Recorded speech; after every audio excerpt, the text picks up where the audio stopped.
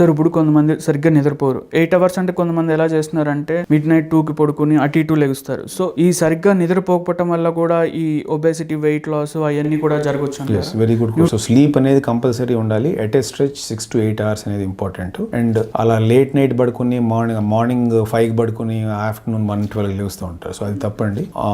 Fixed timings usually in the night around 10 o'clock to morning 6 అనేది ideal time. ఇలా హెఫజార్డ్ timings లో పడుకోవడం వల్ల ఏమవుతుందంటే స్ట్రెస్ పెరిగి మనకు తెలియకుండానే కొన్ని హార్మోనల్ సెక్రీషన్స్ బాడీలో వస్తాయి. వాటి వల్ల multiple effects on all the organs of the body. కొంతమంది నైట్ షిఫ్ట్ చేస్తారు సార్. నైట్ షిఫ్ట్ చేసేవాడికి డే టైమ్ లో చేసేవాడికి చాలా ఏమన్నా ఇష్యూస్ ఎక్కువ ఉంటాయి అంటారు. ఉంటుంది. నైట్ షిఫ్ట్ చేసే వాళ్ళకి ప్రొఫెషనల్ పరంగా వాళ్ళకి తప్పదు కాబట్టి చేయాలి. వాళ్ళకి మెంటల్ ప్రెషర్ అలాంటివి ఏమైనా ఎక్కువ ఉండే ఛాన్సెస్ ఉంటుంది. డెఫినెట్ గా ఉంటుంది. సో దానివల్ల ఆ ప్రెషర్ ఎక్కువ ఉండటం వల్ల వాళ్ళు నైట్ టైం చేసి పగలు పడుకుని దానివల్ల డెఫినెట్ గా ఉంటుంది. బట్ దాన్ని ఓవర్కమ్ చేయడానికి again same eating good healthy food and doing some exercise.